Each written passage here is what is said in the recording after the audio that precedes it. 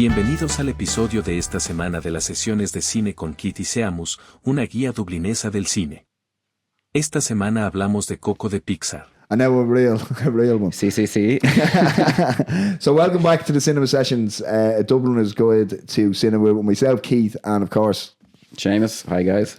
So, back again in a new look. Here we are. In a new Fandangled studio. Yeah, I feel very bona fide now. I know, yeah. I think we've made it. We got a comment on one of the episodes where it was like, are you guys sitting in a photo booth or what? Like, it was quite a cramped space. Yeah, it was a once cutting yet fairly mild criticism, I suppose. Yeah, when I saw that, I was like, yeah, fucking... It was, yeah, I think our first, in any way, negative comment, but I tried to take it as constructive criticism. Yeah, because I mean, at the end of the day, we knew full well we couldn't sit there forever. Like, yeah, well, there's some really big podcasters that had Bobby Lee on it, and apparently they got massive stick over their set for ages. So we're in good company, I suppose. Yeah, I mean, what else are we going to do? So obviously on this podcast, we discuss cinema, old, new, indifferent. And today is kind of something that we haven't done yet, which is delving into the world of animation, specifically Pixar. So the film we're going to do today is 2017's Coco. Now, for the uninitiated, guys, prepare your ears for something here. Coco es un film musical de fantasía animado por computadora del año 2016. I'm sorry, guys, I'm just going to skip that one. Producido por Pixar y distribuido por Walt Disney. Dirigido por Lee Unkrich y co-dirigido por Adrian Molina, quien también co-escribió el screenplay con Matthew Aldrich. El film presenta las voces de Anthony González, Gael García Bernal, Benjamin Bratt y Alana Ubach. La historia sigue a Miguel, un joven músico aspirante que, a pesar de la prohibición de música, es una familia. Se embarca en un mágico journey a la tierra de los muertos para descubrir los secretos escondidos de su familia y perseguir su pasión. El film tiene un 8.4 rating en IMDb con un Metacritic Critic Score de 81% y un User Score de 8.6.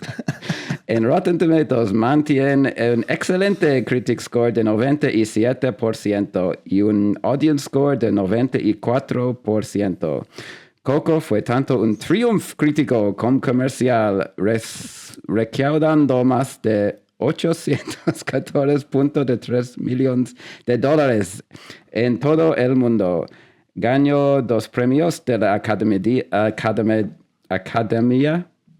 Perfect, guys. Best Animated Feature y Best Original Song por Remember Me. And on a personal note, friends, this film can't help remind me of a dusky gal from Oaxaca in Dicey's Garden who told me, I wouldn't dance with you if you gave me a house, a car, and a job, white person. Guys, as you can tell, I am in fact part Mexican, as my perfect Spanish just attested to. I was just going to say, your students are sitting there looking at that and going, is that what I sound like when I'm speaking English? Oh, they sound infinitely better, guys. Yeah. I just want you to know that. So, yeah. So I mean, very well done, Seamus. Yeah, as my Spanish will attest, like I've seen Sicario and Narcos Mexico, and I saw a few episodes of Breaking Bad, so I think I've got a handle on the whole Mexican. Well, culture, given some of the comments on my Scottish accent in the Braveheart episode, I'm not going to attempt Spanish or even an accent. I assume we're on more tender ground trying to imitate a Latin American accent than we are a Scottish accent. So yes, I didn't try and do the accent, which I think is the only thing that's going to save me there. Good Lord. But obviously this is a very Mexican film, Mexican culture heavy film, so I thought that was some kind of a tip of the hat. As insulting as it surely was. So obviously, like, this is a film that you chose, which it's something, because I mean, obviously when we set out to do this podcast, I was never imagining doing a Pixar film, although I must admit that I was quite excited when I cropped up to do Coco, because we spoke a bit off camera, apologies, about how kind of Pixar knew no wrong for about 20 years. And this might be its last home run. Yeah, I'd be lying if I said I was hugely familiar with like everything that they've done, especially in the last, say, 10 years or But so. that's it. But yeah. there was a time where you were. And not because you were a child either. Like. Yeah, I think was Cars, the Cars series, a little seen as like a slight step down, or like when they did 2 or 3 in that or something. I don't know. that. Like they got a trilogy, like I'm not sure. I don't actually know. That wasn't one I never really paid attention to. I'd put this now. Obviously, you have Encanto as well, which is another one that has a lot of Latin flavour in it. For the one, well, essentially, it's completely Latin flavoured. Like, but that's probably because they had a few duds after Coco, and that's probably the one that pulled it back up. Now, obviously, you have your Inside Out 2s but that's an older IP. Do you know what I mean? It's true. Yeah, some of the more original stuff now. Like Elio came and went. Like, well, this is kind of and it's kind of unfortunate to say, but it's a typically classic kind of a Pixar thing. Like it's all the stuff that they do very well, encapsulated. Like that's very true. Like because I mean, Pixar. You could argue that Pixar are almost. Now, how do I phrase this? Because obviously they're considered much better films and for good reason. But if you look at something like the Marvel Universe that follows essentially a formula, Pixar do follow a formula, but they make it original every time. Yeah, they did seem to have it. I think you even said it, like a secret sauce there for a while. Like they just the process that they go through, or where they nearly make the film like 10 times, and it starts off like this. Started off apparently being about an American boy who was like half Mexican traveling down, and they realized at a certain point, sure, that just doesn't work. But apparently they'd worked on it for like a year or two before they figured that out. Like to have that kind of level of freedom and dedication to your story and the kind of themes that you're getting at, and just to making the best film possible. Like I'm not privy to how it actually happens, but the proof is in the pudding. Like whatever their process was seemed to really work, and it was very collaborative, it seemed as well. But obviously they've kind of key people who are very good. I should maybe say though, I have a weird relationship with any animated film. I don't know quite why this is, but The Incredibles, as far as I know, is the only one I've ever been like, I had a hankering to really watch it again. Like even something like Up, which I saw in the cinema, was trying to pretend I wasn't crying my eyes out. I never really felt a need to revisit them very often. And I found when I watched this again for the second time, I kind of had the same thing of, I was like, the key moments still worked, but like the overall thing of it, I was like, I could kind of take it or leave it. I totally see why people absolutely adore these films, because I see the genius in it. But I just maybe should preface by saying, like, particular for me, if it seems like, oh, he doesn't seem to love it as much as I do or exam. Yeah. There is just a thing with me in animation that I think there's a slight kind of disconnect there. But having said that, it's spoiler alert, I think this is it's great. film snobbery. That's what he's trying to get at. Basically, yeah. It's like animated films cannot do what... I don't know quite what it is, to be perfectly honest, but The Incredibles is the only one that like every scene kind of gives me a jolt of like, man, this is brilliant. Like everything about it just kind of clicks for me. Whereas even the Toy Stories, say, which I think are amazing, like the third one in particular, I every time I watch it, I enjoy it. But there is just something that kind of goes, I'm all right. I'm trying to rack my brain now and trying to figure out, in terms of Pixar, what that would be for me. But I think I'm more along the lines of, I like Pixar, maybe not a specific film or IP from the studio. No, do you know what? I'm telling a lie. Inside Out. I think Inside Out and what it manages to do to a target audience of essentially 3 to 12-year-olds is completely amazing about emotions and it was brilliant. The changes. I saw it once in the cinema. And I'd say Inside Out 2 would be mine that I watched, and even the second one was fantastic. But we digress. Yeah. Well, we'll get in. Well, we may as well start, but I want to preface this with the obvious statement you'd say before an animated film for kids is that I believe when you die, you are annihilated and cease to exist. And that is an angle I'm coming at with this film. Okay. So it's because it deals with... Well, being culturally sensitive to the... I suppose you go through phases of these things. So like... How would I put it? I used to be someone who was just kind of like, oh, it's all this, and I was kind of a pain in the hole about it for a while. You were like kind of a vegan atheist. Kind of, yeah. Like, everybody must know that I'm an atheist. Yeah, I don't think I was ever kind of evangelical about it, let's say, but I did have it's all just this and this, and I do. It's a push and pull thing with me now. I find it because I am like, you look around the world at the problems that deep religious belief can cause when people disagree, but at the same time, like, you have to balance that with, it's obviously there's something about human beings that we need this, and I find the idea of it as presented in this film very moving as a human being. Yeah. While at the same, like, there's nothing in the film I find objectionable. No, but it's like, I hate to use a word like typical because that seems reductive. But it is quite typical of a Pixar film to masterfully tug on the emotional heartstrings unless you are some sort of sociopath. Yeah, if you don't move, especially some of them, because don't get me wrong, they have had misses, especially of late. But if you look at the original trilogy, Toy Story, The Incredibles, Coco, Inside Out, there's moments in this that are truly as moving as any piece of cinema that's gone before or after. Like, it really is. And I suppose because I kind of think of it in a way like South Park. South Park can get away with killing Kenny in the most horrendous way because it's a cartoon. This, in terms of in the animation world, what they can do emotionally is easier for people to sink their teeth in.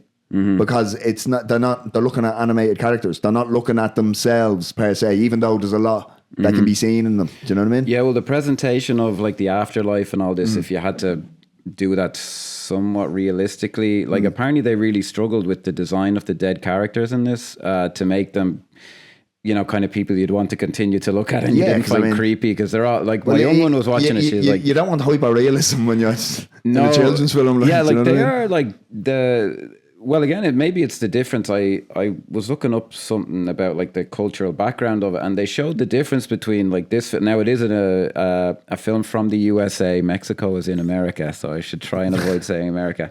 But like they had the poster for this next to The Corpse Bride, which is a more typically Western, kind of English speaking kind of a view of death, and that's like goth, black and white. That's very Tim Burton though, as well. Like. Yeah, which is very. He wants to frighten children. He doesn't want to. Yeah, but it speaks to like kind of how we see people obsessed with death in English-speaking Western countries, I suppose, compared to. Sorry, there's actually an interesting quote here from a Mexican diplomat / poet called Octavio Paz that popped up in a few things. The word death is not pronounced in New York, in Paris, and London because it burns the lips. The Mexican, in contrast, is familiar with death, jokes about it, caresses it, sleeps with it, celebrates it. It is one of his favorite toys and his most steadfast love. That speaks to a very big divide in cultures of how we... Because, I mean, it's true to be said, because obviously culturally, especially now, like, I mean, I know I often hear stories of what wakes used to be in this country and everything, and it's just... Now, I think it's a thing for the entire English-speaking Western world. Like, is we are just looking for a distraction so we don't have to think about our ultimate demise. You know what I mean? Whereas other cultures do embrace it. Like, for instance, the Day of the Dead. It's a thing where every year families celebrate. Yeah, it's not a somber occasion, like. Yeah, I suppose it's my cultural condition. I rebel slightly against some of the stuff in that because, again, I just think that's the end, and I do think I see a lot of sadness in the idea of, you'd never see someone again. But having said that, like, the kind of neuroticism that comes with it and just like over worrying about it and thinking it's this... I mean, I can't quite wrap my head around, it's just one of the parts of life, death. And I'm like, or it's the annihilation of it and it's the end. It's the Having end of said life. that, Jesus, do you want to live forever though? Fuck me. That'd be kind of boring. Like, I hate to quote 50 Cent on a cinema podcast, but he has a fantastic line in an old song. And I know we all going to go, but I'd hate to go fast. But then again, I don't think it'd be fun to stick around and go last. Well said. Yeah, the man knows what he's talking about. He's won these Grammys for a reason. Yeah. Who knew we'd talk about 50 Cent on an episode and annihilation and so on. Yeah. So I suppose if we hop into it, the film, I do really like the way they set up the story. Now, I don't know the names of those decorations, but they kind of look to me like kind of, I don't know, like I think they are just decorations, but they're kind of like paper. They look like or like, do you know those kind of lace doily things that used to be on tables and stuff? That's as an Irish person, that's kind of what they remind me. Well, now of. what they remind me of is the things. You remember every Irish household back in the 90s, 80s/80s, they'd have at Christmas time they'd have the things hanging from the ceiling. Oh yeah. Now I don't know what they're called, so for anybody who doesn't know what they are, I apologise. But it starts off and it kind of tells the family Again, this is just kind of the clever Pixar writing and the kind of presentation. So it starts off. Nothing beats a Pixar intro, like. Yeah, they introduce it with these kind of decorations, animated, telling the story, and then it's later revealed that Miguel, our main character, is telling this to some random mariachi while he's shining his shoes, and the guy is even like, I didn't ask for your life story, Jesus. They just have a nice, clever way of like not taking it too seriously. But one thing that they did really well during the intro is, because obviously we meet Coco, who was the kind of matriarch of the entire family, and we learn about her kind of story and her mama Imelda and stuff. But what I love is it really shows a beautiful relationship between Miguel and Coco, because Coco's obviously extremely old and what we might say on death's door. And yes. But just to see the relationship that young Miguel has with Coco is fantastic. Like he's telling her, I used to run like this, and now I run like this, and that's so much faster. And it's just because the masterfulness of Pixar is how they can get so much information with so little dialogue and so little on screen. I think because you're in the world, but and this is the first 2 or 3 minutes, you are in it. And it's just so well done. Yeah, they've a lot to set up, like, and it's very successful. Like, you have to set up in this family, music is forbidden, and it's done like this is maybe in a live action thing. It wouldn't be as convincing because it is kind of a movie conceit, like, but it's very funny. Abuelita, it attacks mariachis on the street, and she is. I kind of have a push and pull. I think that character is ultimately very successful, but she's so unlikable for a lot of it. I find, because she's so aggro about it, and you understand kind of why.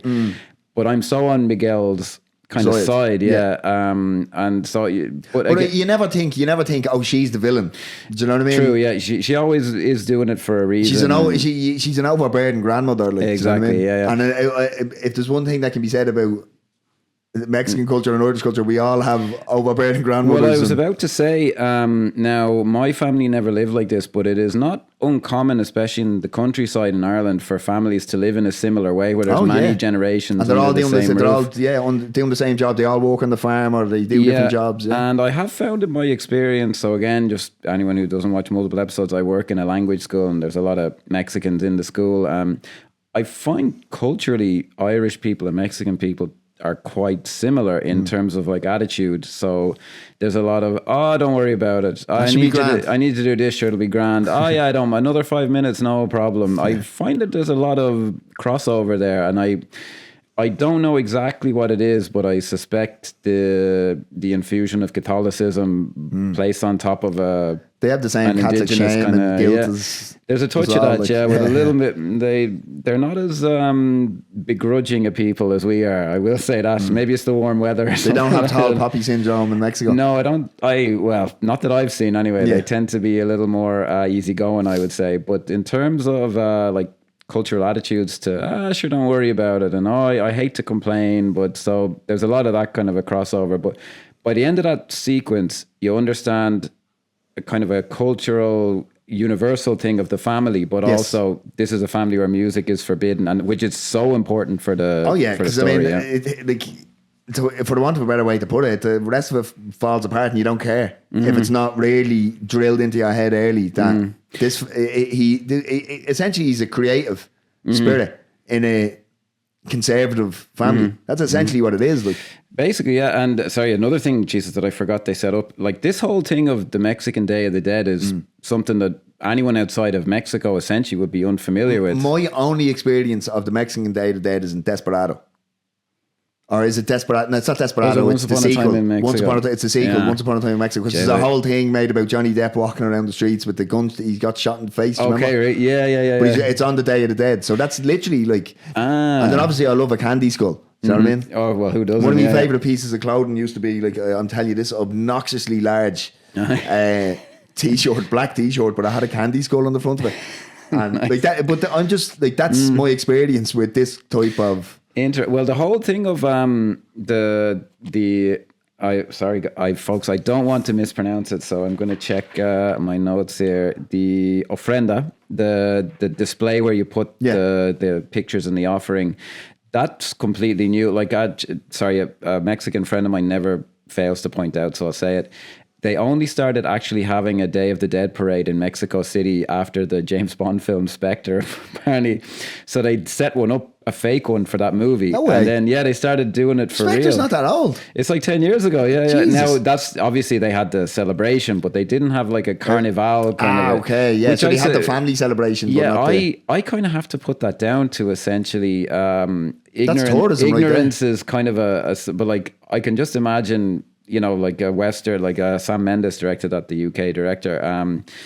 It should be like a fucking a Mardi Gras, or like what do they call it in Brazil? The Carnival. Carnival, yeah. Except in Mexico, and it's like, well, we don't actually do that. But then they apparently just said, fuck it, we should do it. So that looks like a great time, that. I tell you, James Bond was having a fair old whack of it anyway. But they set that up very well, and I find it interesting. I lived in Hong Kong for a few years, which is also a society, or a culture, I should say, that in there it's more specifically called ancestor worship, and they do nearly the same thing. They give offerings. Where is it that they dig up their family members once a year? Oh Jesus, I don't know now. It's some Asian Hong country. Kong anyway. Is it? There'll be a lot of them in Hong Kong. For some reason, I want to say Vietnam, but I don't think it's Vietnam. I think it's Indonesia, maybe. Or parts of rural Indonesia still do it, and they'll dress them in clothes, and they'll make them smoke cigarettes, and they'll dance with them on stage. I've heard of that. Yeah. In Hong Kong, what they do is it's supposed to be you burn something and it's offered. So what they do is they burn fake money, and they burn fake televisions and fake cars and all this, which kind of speaks to these things being fairly symbolic. But that's what makes them kind of meaningful. So you set up that you have to put up the photographs to remember them, and then you send them offerings. So it's very well established, even for someone completely unfamiliar with this, what the whole thing is. Yeah. So the thing to mention then is, so Miguel is secretly in love with music, and he sneaks into kind of an attic space to watch a VHS of it's a really nice scene. Yeah, should I try and say Ernesto de la Cruz's name with an accent, or should I don't know.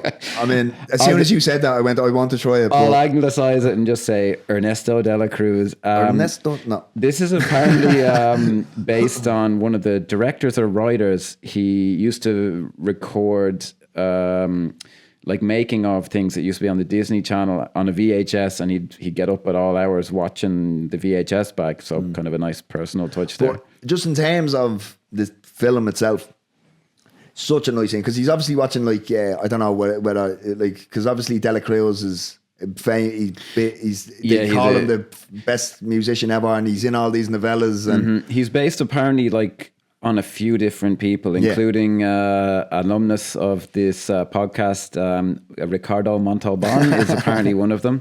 I can see that, actually. So he's this kind of big, burly kind of a singer / actor and all this. Yeah, because you can really see Miguel as he's sitting there, just playing along, and he's copying the guitar that he has. There's a connection that he has with this apparent stranger at this stage. And it's just a really nice moment, because you can tell in all of this, he feels alone. He doesn't feel part of his family. He's longing for his creative spirit to let it go. And he finds it in a little cubby hole. And I don't even know if it's, well, no, it would be his house, yeah. Yeah, it's somewhere. It's effective. Like you imagine it's somewhere hidden away. It's just the Pixar animation as well, because he has the big eyes, and there's almost a hint of glossiness. Do you know what I mean? But he's not quite crying. And it's so well done. Yeah, the craft in this, like, we'll get into the artistry of it later, which is again what kind of separates them. But the craft of it, like, all the shots are just perfect. The character designs are perfect. They apparently, so with his abuelita, and now this, because we have some people from Mexico watching this, I was talking about this to a Mexican girl and she said, "Güelita" is the way she likes to say it. And I don't know if she was making fun of me or whatnot. That could mean anything. Leave a comment if she was fucking me around. But there are, it's like in Ireland, like you have 5 different names for the same thing. Yeah. Apparently, so they had cultural kind of advisors on the film. And originally she had like a wooden spoon in a holster or something. But they were apparently like, no. The abuelita would have, it's her slipper. Yeah. That's apparently a cultural kind of a touchstone. But funny enough, I felt a weird connection with it when she did that. That's not a thing in Ireland that people do, but there was something about it that felt authentic to me. I mean, I remember the wooden spoon treatment. The wooden spoon, yeah. Maybe it was just a connection in my mind of the wooden spoon, but the fact she had the shoe, it just seemed like, there's waving something. around like a crazy woman. Yeah. She was, get that mariachi knew she wasn't fucking happy with him. Yeah. Now, there is 1 or 2 things I'd like to, so there is some stuff with Pixar that I found in this. Not bad necessarily, but some of it is a little getting by rote, I think. So the dog that follows him around, I have no issue with, but it just seems to me to be kind of stock Pixar kind of a thing. Like there's a dog that follows him around. There's kind of a transformation that we'll get into that. You know what I mean? It kind of makes him important. Yeah, to be honest though, when I was reading, I kind of read about the film before I rewatched it, and there was some stuff in it that I had completely forgotten about. One of them was the dog, and one of them was there these kind of mystical creatures that are in the afterlife that we'll get into later, and they're the kind of thing that I do kind of go, okay, that's for the kids. Do you know what I mean? Like I have no object when the dog is on screen. I don't get turned off or anything, but I think it is the kind of thing that I go, yeah, this isn't really for me. Like, you know, like the dog with the tongue. Apparently that's actually what the street dogs there look like. But that kind of stuff doesn't do it for me as much as, you know, the stuff that you connect to more, let's say. It's kind of the Pixar kind of razzle dazzle, which is an expression I try and teach the students actually, which is, they do very well. Which I think for me is why the first time watching it is usually the best time. Yeah. Because then the second time I'm like, that stuff isn't really floating my boat as compared to the other stuff. So we have the introduction to the family, the Mama Coco, very amazing design on Mama Coco. Yeah. Like, do you know what the thing is? Because she's often just sat in a room in a chair, and just every now and again the light will hit her face, and the level of detail is spectacular. It's incredible, and it's one of them things. It's almost uncanny valley at times. Do you know what I mean? It's like, hang on, it kind of, there's a hint of uncomfortability when you're watching it. She's simultaneously more realistic yet completely exaggerated at the same time. There's something magic in that design. Yeah, and it's all done through light, because she'll be sat in the room and you'll be like, okay, there's Coco. But then the light will just creep in the door, and then you're like, or in the window, and you're like, oh my God. And there's this kind of feeling. But I found watching it that it made me feel something for her, because she doesn't have a lot to say early. Do you know what I mean? Yeah. Did you have relatives like that? Like relatives who were just so old they didn't really seem to... Well, me mother's mother, my granny, would have been, every time you walk into the house, I'd walk into her room and she'd be sat at the window in a chair looking out the window. Now she wasn't that old. She didn't look that old, but she was fairly on. She was in her 80s, like. But you always knew where she was, like. Do you know what I mean? Yeah, I had grandparents now who were a lot more spry than Mama Coco, but I did have some like. But you have to understand as well, like, Abuelita in this is maybe she's 70. A grandmother, she's like 70 or something. God knows how old Mama Coco is. She could be pushing the century, like, do you know what I mean? I'd imagine that seemed to be what they were going. I did have some relatives, I think, who were in their 90s now. I was very, very young, but like, she rang very true to me. Like there's just always something in it you can connect to, even across cultures, which is very impressive. So I do like the scene. Eventually, it kind of things come to a head, and it's a kind of a classic Disney and Pixar scene of like, the kid just being pushed too far, like something very traumatic happens, and the way they do it, you really get the sense of a kid being crushed. So what happens is the abuelita. Thanks for the pronunciation, guys. Smashes his guitar. She gets so angry at him. There's one thing that I wanted to point out here. And again, this just goes to the masterful animation at Pixar. Is because he takes the guitar and he's about to start, look, I can do it. I'm a musician. And there's a look that comes across his face as she grabs it out of him. And if you've ever experienced that or ever seen someone overdoing it with a child, That they perfectly capture that on his face, because there is a split second before he gets angry where he's just like lost. Yeah. And it's heartbreaking. Yeah, it's that's what they really do well, is they capture... It's just a flash, and then he's angry. They capture that memory of like what it's like when you're a kid and the world seems unfair. Like, this is actually unfair. Like, they're not treating them fairly, but they do, even in that scene. As I say, I struggle with kind of just turning completely against her, but she's doing it as she sees it for as his she's own been good. taught, as she's been told to do it. Like, do you know what I mean? But, like, we have to remember that all of this is coming from Mama Imelda, which is made clear in the intro. Like, it's being passed down generation to generation, and she's just doing what she's always known. I like that touch, how even in the photo on the ofrenda, great grandma, she even looks pissed off in the photo. It's a very, and you do notice that when we get into it and we come to meet them, all their personalities are very well captured in this images. Well, actually, what's justifiable about it is you find out later, obviously, if Coco was alive, she was pissed off with the husband for being on the road all the time. So it kind of fits. Like, it's not just that she's an angry person. Yeah, something has made her that way, but we'll come to that later. But yeah, that scene just captures to me like the feeling of you're a kid and it's so unfair, and he runs off and he has to seize his moment. Yeah, I look, it's. This is more of the craft side of it. So what they need is some reason for him to end up in the land of the dead. Yeah. Now, I'd imagine there are a lot of kids that end up in the fucking land of the dead if stealing something from a dead person or whatever. But look, it works. They do it. You know, I think when he grabs it, the kind of leaves on the ground. What happens here though is he decides to, well, do you know what? Stuff the family. I'm going to do the talent show. Yeah, I need a guitar for this talent show. And that's when he ends up in the mausoleum, because he sees he looks at the photo which he's taken from the ofrenda. Yeah, and he goes, the guitar is sitting in the mausoleum. Yeah, and sorry, we completely skipped over. So this musician who he's been admiring his whole life, Ernesto de la Cruz, to say it in a terrible anglicized kind of a way, he comes to believe from a photo on the ofrenda that he is his great-great-grandfather. Yes. So that's why he has this musical spirit. Because the photo has been hidden, the guitar has been hidden from the photo. Yeah, the face has been ripped off the photo, but there's a guitar reveal, and it is Ernesto de la Cruz's kind of famous also guitar, it's the first time we see life in Coco's eyes, where she goes, Papa. Yeah, and that's heartbreaking. Yeah, that stuff. Jesus. Yeah, I think we'll come to that later, but that's the film's real stroke of genius, where that comes in.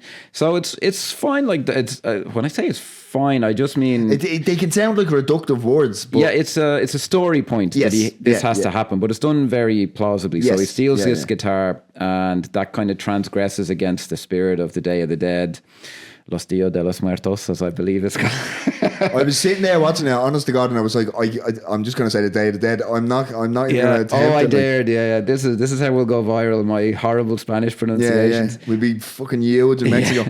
And he, again, it's quite an effective scene. Like he realizes, I can see these spirits now. So it's never really in doubt in the film, I don't think, that this is a real thing, like that the spirits do come back, but it's kind of made very... No, actually, he does say on the bridge over, this is actually real, because he starts seeing all the spirits and he crosses over to the land of the dead with his ancestors, his extended who all know him, which is very funny. Yeah. It's like, oh, Miguel, and it's like... Yeah, I did like how they're just like, there's Miguel. You know, like it's just very kind of matter of fact. I like that. Now, one thing, obviously, speaking about a children's film, so I think it would be remiss for two blokes in their 30s/40s to be to be sitting here without getting the opinion of the target audience. So I'm going to invite somebody in now to sit down and give us a quick breakdown and see where the story lies in terms of who the film's meant for. Like, like, give me 1 second. Yeah, fire away. I never say anything while you're not here, Keith, don't worry. I know, yeah. Just sit here awkwardly. Because I do find myself staring at you. Staring off into space. Right now. Hello. Welcome. This is Freddie. Hi. Hello, Freddie. Where are you? Hi. Hi, James. How you going, Freddie? How's it going, bud? Let me set you up here. Right, that's your mic, and I'll give you these headphones. Now you don't need to scream. Is this good? Yeah. Sounds Jeez, all I right. can- Yeah. I can hear myself and it's I know, weird. it's cool, isn't it? So, everybody, this is Freddie. This is my son, who is a bit of a cinema buff as well. So we thought that we'd get him in and just have a quick little chat to see what he thought about Coco from the target audience. So, how are you? Well, what I would say is when I first started watching it, it was like crap, but then it got better. Yeah. But it's still What was crap about the first part I of don't it? know. Just nothing really happened. Like So it's not something that you connected with. nah, not really. So I asked you in the run up to this, I asked you to rewatch it. So when you watched it again the second time, like last night, what was your thoughts? Like I knew it was going to get better, so I didn't really mind it. But when I watched it for the first time, it like that was like my first time watching it in like 5 or 6 years or something. Yeah. You would have been you would have grown a lot since then as well. So when you first saw this film, you were very young. Yeah. It came out when I was 2, so Yeah. Oy. It's a bit Scary, depressing for isn't for people like me and your dad, Freddie. So, what point? When did it get good for you? What was the point Like that made you sit when- up? the kid went to what was it? The Land of the Dead. It's kind of like Beetlejuice, to be honest. It is a bit, yeah. We were actually kind of talking about some stuff like that, yeah. Yeah. Because it is, you're dead right, because in Beetlejuice, she goes, you actually see the underworld and Well, you see it in a few face into that. bits of the first one too. So when they go to the Land of the Dead, that's when it kind of picks up for you. Yeah. What did you like about that bit specifically? It gets more like actiony, like the movie actually starts to like get better. Like it was a big twist. Like learning that what's the fella's name? Miguel? No. Hector, the other No, the guy. no. Oh, Ernesto de la Cruz. Ernesto, yeah. It was a massive twist to turn out he poisoned Hector. Yeah. Because, like, one of the skeletons, if I remember correctly, said he choked on chorizo. Yeah. Yeah, that's true, yeah. He's kind of a joke in the afterlife because that was he died in an embarrassing way. Yeah, Yeah, it's kind of a nasty joke. To be fair, like, yeah.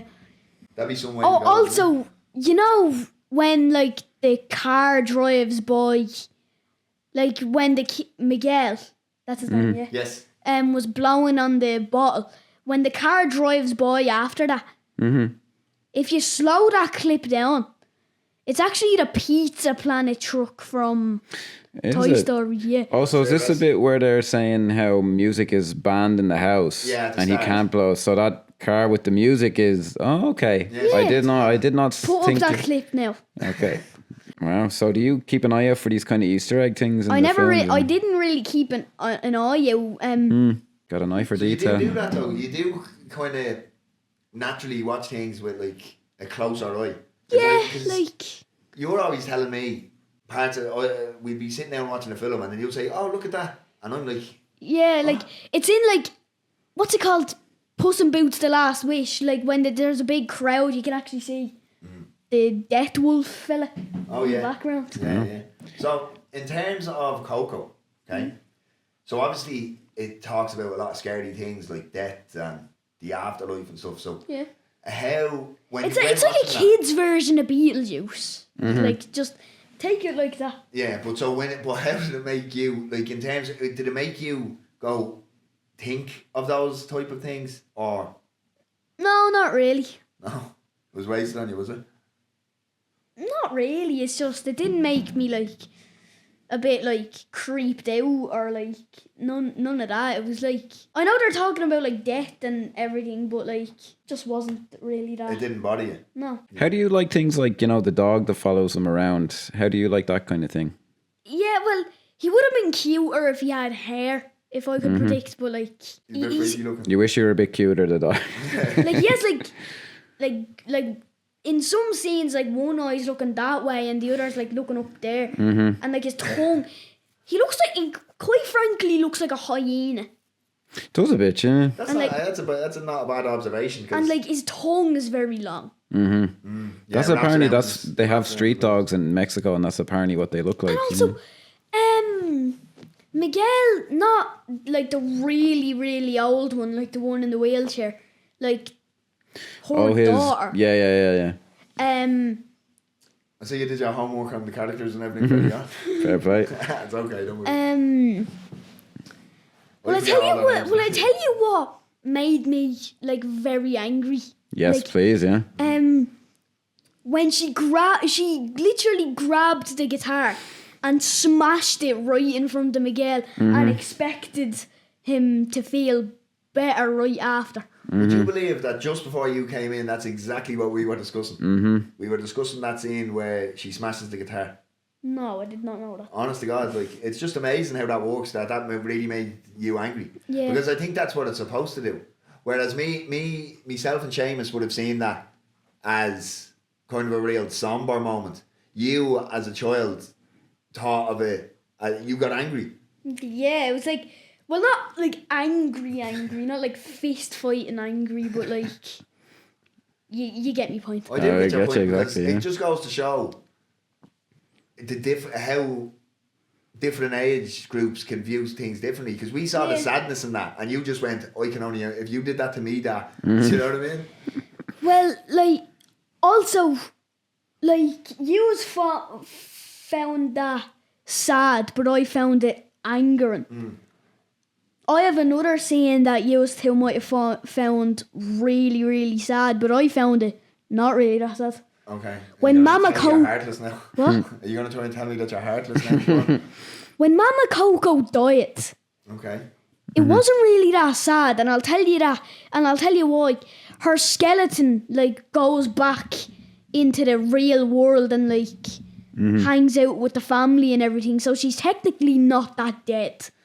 And also was happy she got to see Hector or that, and See, so that's- it was like a sad, happy moment. That's exactly what it is, because you're dead right, because it is incredible when the shot of her being put on the ofrenda, you see it. It is terribly, it's like, oh no. But you do see the joy of the family reunited. So you're dead right. Like, it's a very sad but happy scene. The problem with Daddy is that's when Daddy's crying, so I don't see any happy moments. Like, Hang on you a know what I mean? sec. Did I just realise all three of us are crossing our legs? That's another good observation. You have a good eye for detail, Fred. So how do you like so the scene that me and your daddy would probably cry at, the bit where Miguel sings "Remember Me" to Mama Coco, and she kind of remembers her father. Like, what's your reaction to that Yeah, scene? like, it was kind of sad at first, but then she went from, like, forgetting everything to, like, actually, like, talking properly, and her eyes are, like, fully open and everything. I kind of liked that part, to be honest. That was a great part of And it. then yeah. she showed the other half of the photo with Hector's face on it. So you didn't cry during that scene, though, did you? No. But it made you feel something. You felt good, like. Yeah, like, when she was, like, or when he was, like, singing it to her, that was, like, the sad part. But when she, like, remembered and then started, like, properly moving and everything, that's the part that I liked. Yeah. I'll tell you one thing though. For the scenes that you've spoken about, I think you kind of get the emotional. These are all the big scenes we're This is talking it, about, yeah. So it's we've obviously connected to the same scenes, but come at them at a different way, just due to age difference and different life experiences and stuff. But I'm actually delighted to hear that you kind of got the emotional points of the film. Yeah. So, if you were to pick a non-submersible unit, right? I don't know what that means. And what do you think of because you know what I'm like, and you know what Mammy's like as well when it comes to songs and films. What do you think of the soundtrack? There's, can I just say there's only one song that I remember? And it's the one remember me. Exactly. Yeah. That's it. Yeah, it's. I think actually I read an introduction to the film, but it was in Spanish, so I didn't even understand it. It says it's a musical. I wouldn't say it is. No. No. Well, like, it's not. There's not like as much songs that like an actual musical would have, but it's like a bit of a musical. Musical adjacent. So it's Yeah, next to a musical. but Yeah, not I quite. suppose you would. 'Cause, I mean, they're all because it is quite, especially in, for instance, this and Encanto. They do kind of. There is kind of set piece music numbers in them, Yeah. but it's not all dialogue isn't sang, and it's not all. There's no Yeah. exposition and. Maybe I have a narrow view of it. Like in Frozen, the music comes out of nowhere. Yeah, You know, there's that's a musical. there's songs. Don't Yeah, even yeah. talk about that movie. Not a fan, no. You're not a fan of musicals, no. No. So if you were to pick your top 3 Pixar movies, what would they be? Monsters Inc., Okay. Toy Story 2, and Incredibles probably. Okay. Solid choices. Yeah. Yeah, 100%. And for the point of the podcast, Coco would probably be like 4 or 5. To be fair, like in the lexicon, that's It the is in third the top- podcast in a row I've said lexicon, by the way. It is in the top 5. So, thanks a lot for coming into us, Freddie. I was very happy to have you and get a little insight into essentially what a younger person Yeah. sees and how they interact with the film. Now, tell the people where they can find you. My channel is called Quick Fredzer TV. Go there because we're changing it soon. Yeah, I'll put a link in the show notes. So, go check it out. Now, I do have a gift for you, Freddie, from our friends at the Mexican Embassy. So, do you want to hold it up to the camera then? What'd you say? Thank you. Complementades de Mexico. Right, thanks very much for coming in. Yeah, you're all right getting the bus home, yeah? Go on, yeah, sure. Or cycle home or drive home, sure, it'll be I'll grand. see you later, yeah? Bye. See ya. Right, so where were we? He just entered the land of the dead, I Okay, think. So he's traveling. He meets his family in the graveyard, so Yeah. they bring him back. Now, this is one of. I have 2 issues with the film, and we're about to get into one of them here. So, I don't think this is bad necessarily, but I think actually. So again, for people who don't know, last year, so the year 2024, I watched a film every day and I wrote a review on my Instagram, and I suggested Coco because I thought there was a lot to talk about. So this is something from that review, because I instead of talking for 20 minutes, I'll just read from my review here. Yeah. So, okay. I'm talking here about what I call the Pixar trappings, so the kind of quirky supporting characters and the way the world is designed, and the afterlife as it subscribes to Mexican traditions about the spirit world. I know these films are made for a broad audience, which necessarily includes children, but I will take aim at the film's depiction nonetheless. To begin, I should say that I have no idea if it commits any canonical errors. I'm not Mexican. But I will say that I wish the film hadn't gone quite so hard for the quirky theme park motif they went with here. Mexican traditions are based around the human need to make sense of losing the ones we love and to connect us to them in a tangible way. I'm not sure the film's choice of literalizing the process as a typical earthbound bureaucracy was the absolute best way to go about it. The concept of being forgotten, meaning that you cease to exist even on the spirit plane, is very potent, well dramatized, and speaks to a human instinct. Having to go through airport-style security to visit your loved ones is a gag. A funny one, but still a gag. I think maybe what I'm saying is this is a small, intimate story about remembering those that we love that is trapped in a mega-budget Pixar film. Not a bad place to be trapped. Overall, it's excellent. But when you're this close to perfection, it's a shame to not go all the way. I don't think it derails the film. I wouldn't say it's bad, and I know it's there for a reason. And I think this is a big, broad film. So again, I could be completely talking out my hoop here. But I think I made a bigger deal out of it in that review than it actually is. It didn't bother me as much this time, but I still kind of stand by that. Listening to you read that out, I was kind of like, come on now. Yeah. A bit. Because like, I did one thing that it did for me is on very first viewing years ago, and even as recently as today, rewatching it, I just think, Jesus Christ. So nobody remembers the airport search unit. Like, do you know what I mean? Like, why aren't they crossing the bridge? Like, do you know what I mean? But also, it serves as a funny way to introduce Hector.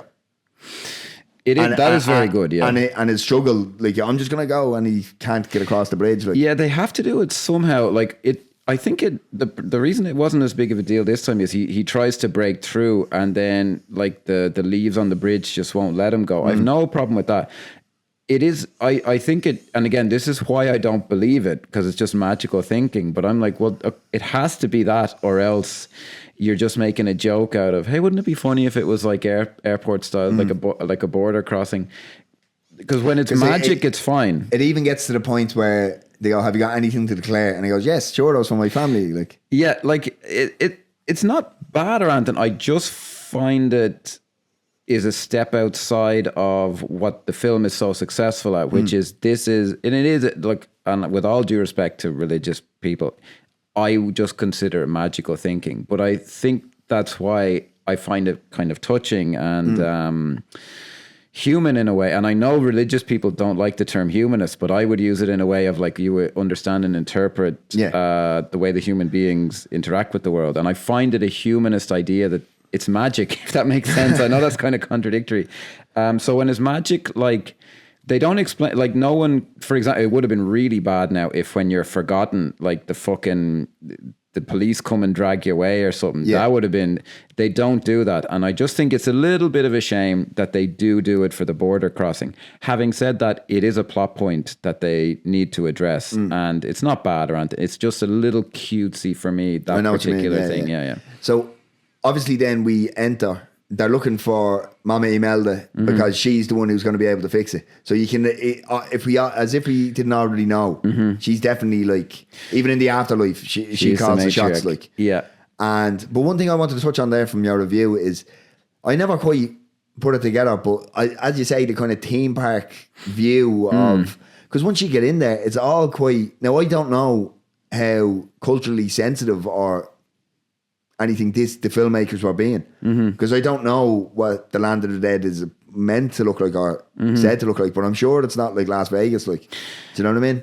It is something that strikes me as maybe not necessarily canonically incorrect, but it did strike me as the Western Yankee kind of literalist, like in European and in the USA, I do find we're quite literal minded. Like if you, like when I lived in Hong Kong, like I could always, like people would apparently look at stuff that I'd made and go, their version of gringo was the word that they would use. I'll stick to gringo since we're talking about Coco.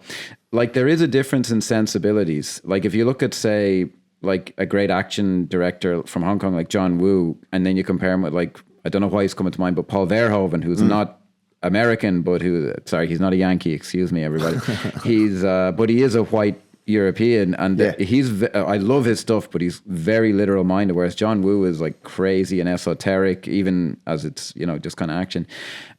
I don't feel a mismatch, but I think there might be a mismatch, but because I'm saying that. Having said that, all the Mexicans I know love this film, and it does seem to speak to them. Don't get me wrong, like it looks great. Like the idea of it. Do you know what I mean? And I'm not even talking about the craft or the animations particularly. It just it's visually appealing. Like, to be fair now, this is and the way everything is kind of like, it's not high rise, but they're on big hills and everything. Like, it's cool. Like, it's something that kids would really like. Yeah. Now I may be longing for a film version of this that would have made $10 million at the box office and wouldn't have appealed to anyone. But it was just a little literal minded for me. Like this is how it has to work. It just kind of strikes me as when kids, and this is one of the reasons I'm not religious, but when kids talk about religion, they poke all the holes in it, and they're legitimate. Like, so when you get to heaven, there's someone there, and they have time to check all the balances of good versus it's bad. very funny because Miguel mentions it coming over. He goes, I thought this was just a place adults tell kids to make them, do you know what I mean? And then she goes, no, and like vitamins. And then I found it weird that she goes, vitamins are real. And he goes, well, now I'm starting to think so. Yeah. So I mean, it's a funny line, like, because he's right. Yeah. Because even from the child's point of view, it's like, I thought this was what Lions was like. Do you know what I mean? I did want to mention that in that it never is like, he never says anything before that, but he was obviously like slightly skeptical about it. Like he seemed to just go along with the tradition, but he was always like, to be fair, you might say he would have, say, URI's point of view of it is, this is a lovely tradition that gives, you know, kind of a sense of community and, you know, belief and togetherness, but is there actually a real metaphysical thing happening here? You know, maybe not. And just poured out a little liquor for, obviously, we've spoken about the kind of sticky joke of the airport security, but throughout now the following scene where they go to find Mama Imelda, I can't help, or maybe I'm the only one on the planet who watches this film and goes, I feel terrible for the people who are walking around, like admin people and everything, like, and it's like, oh my God, you died and you're fucking... You're an admin person. You know what I mean? Like, that's hell, if you ask me. Like, it's funny, like, I do laugh at that scene. I mean, if you look at Soul, right? Because obviously Soul has the before. I never saw that now, but okay, go on, right. So it's not as literal minded as Coco. But you do kind of go, okay, so these are just beings. Whereas the fellas behind the TSA desk and the admin people look the same as the real life humans.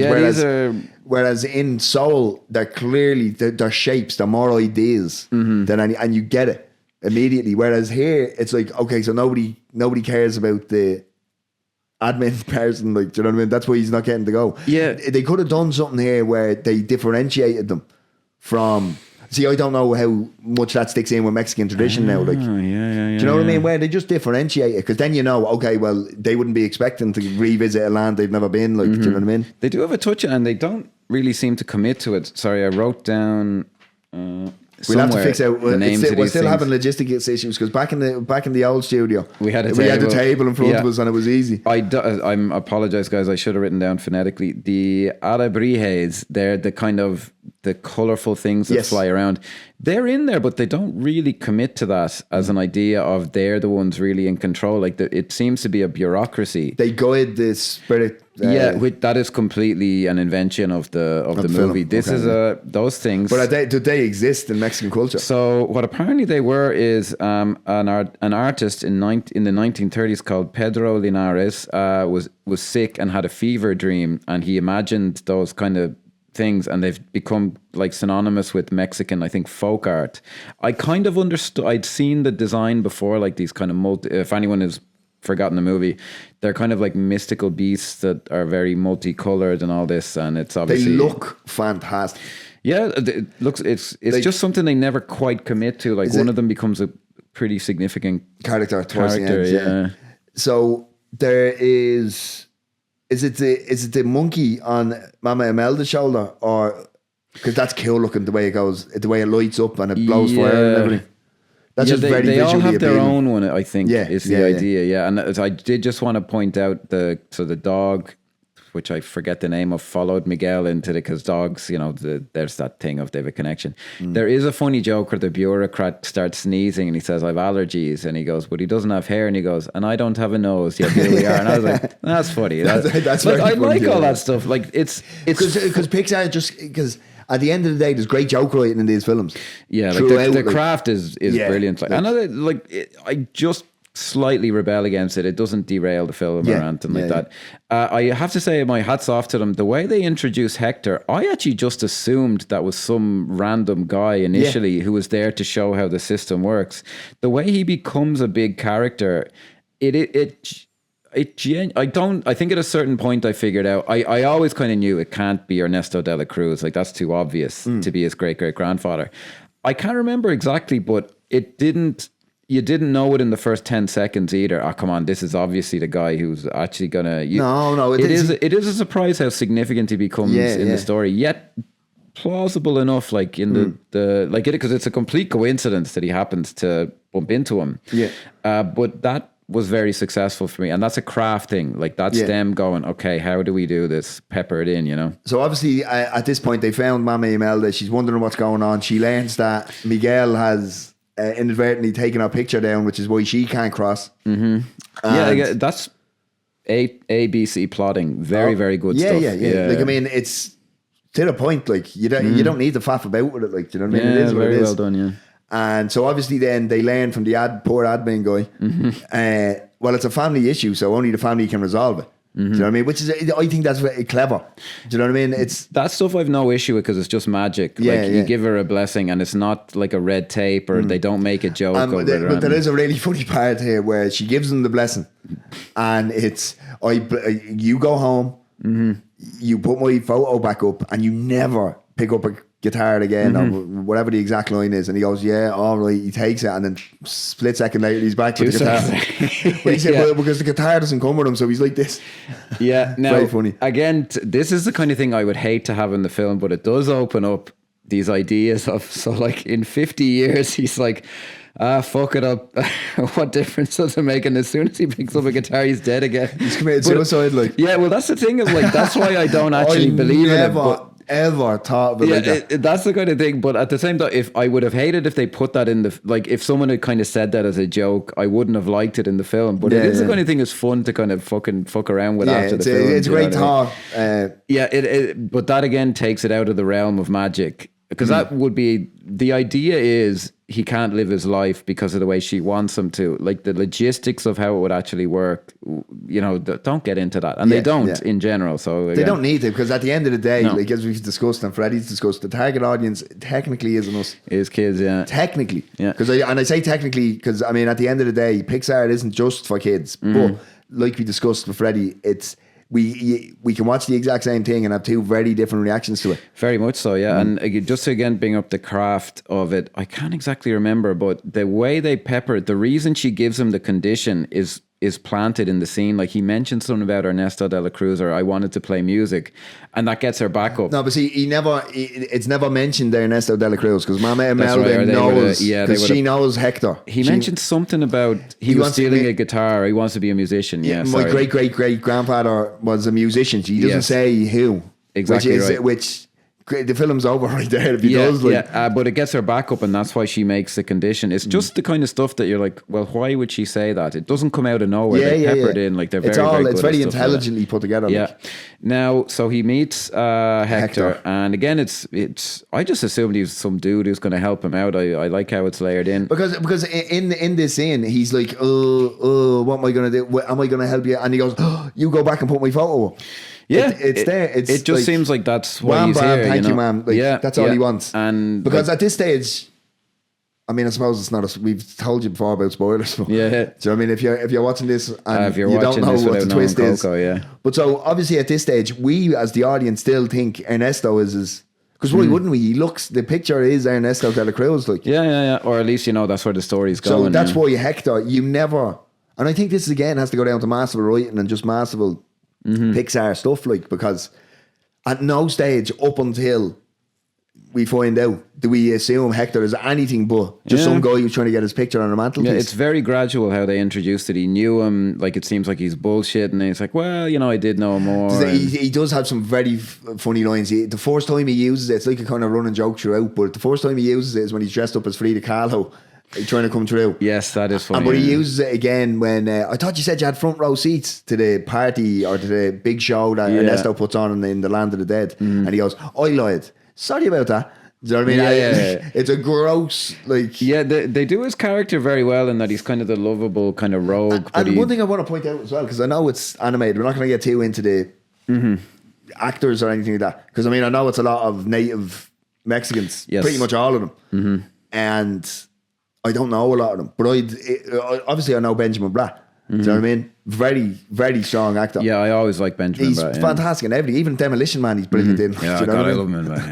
Great man. But I'd never, honestly, now maybe someone's going to jump down the comments at me and say, you didn't see this or you didn't do it. I did not know who the actor, and I still don't, because I didn't look up purposely because I wanted to see if you did. Okay.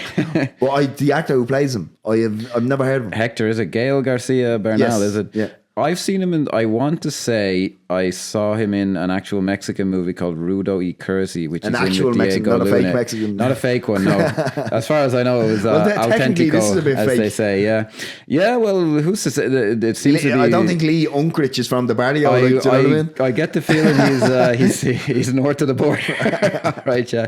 No, it was actually a good film. Him and Diego Luna play kind of people who are their brother. No, they're friends or brothers. I think they're friends who are slightly too old to play football, but they get kind of. It was very, very funny. It's complete. Actually, funny enough, there's a film that a few people mentioned in relation to this film called The Book of Life, and it always amuses me when that's usually with English speaking audiences. But I asked a few people who are Mexicans about it, and I was like, they said this movie, The Book of Life, is a little more authentic.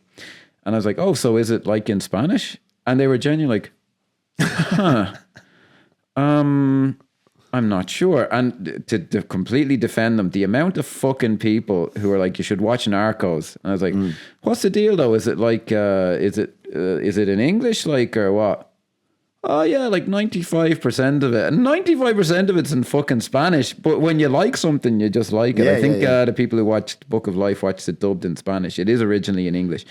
I will say I didn't get a chance to watch all of it. The bit that I did watch, it seemed to me that this film, though it is joyous in its depiction of like the afterworld compared to, like your Tim Burton kind of depictions of it, that seemed to be, Book of Life seemed to be more joyous for sure. Like there didn't seem to be any of the somberness that is in this. This is dealing with kind of different themes and all this. And as I said, I didn't get a chance to watch the whole thing, but I did see a slight cultural difference in it. That was directed by someone, produced by Guillermo del Toro, who I struggle with.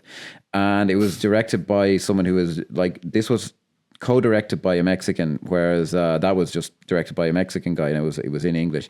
I did notice a bit of a difference, like the way they depicted like the afterlife and the characters within it. So just for what that's worth.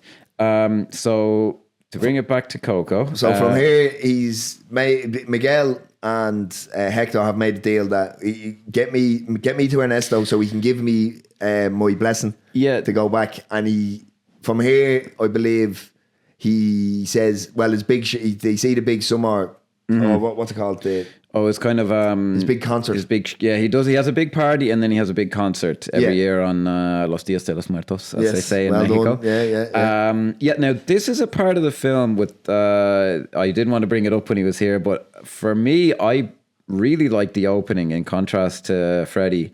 And this is the part, especially on the rewatch, that I won't say I found myself like looking at my watch at, but it's kind of like just business. Like he needs to do this, he needs to do this. Yeah. It's not bad. It's good, and there's a lot of great stuff peppered in. It's A to B storytelling. Yeah, there's the great scene coming up where they need to get a guitar, so they visit his friend, and they use that as the chance to introduce the idea that Hector's a musician. Hector's friend, Hector's a musician.